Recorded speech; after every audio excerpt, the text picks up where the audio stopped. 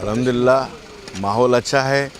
बरसात के बावजूद भी लोग अल्हम्दुलिल्लाह बहुत अपने अपने घरों से निकल कर आ रहे हैं और नौजवान ज़्यादा मशक्क़त कर रहे हैं। मैं नांदेड़ की आवाम से, जनता से अपील करता हूँ, विनती करता हूँ, लोकशाही का सबसे बड़ा त्यौहार अपना हक़ वोट है।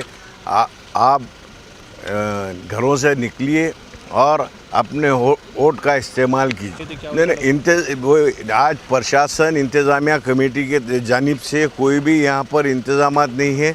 मैं अभी यहाँ पर आया हूँ कि मुझे यहाँ से एक फ़ोन आया था कि भाई यहाँ पर रास्ते पे पानी होगा। यहाँ पर कोई एक उम्र दराज जो 60-65 साल के लोग हैं उनको यहाँ पर तकलीफ़ हो रही है। फिर भी प्रशासन से हमने कहा है कि यहाँ पर जल्द से जल्द यहाँ पर एक सहूलत कुछ तो भी 3-8 वगैरह डालकर यहाँ पर लोगों को रास्ता मुहैया कराए।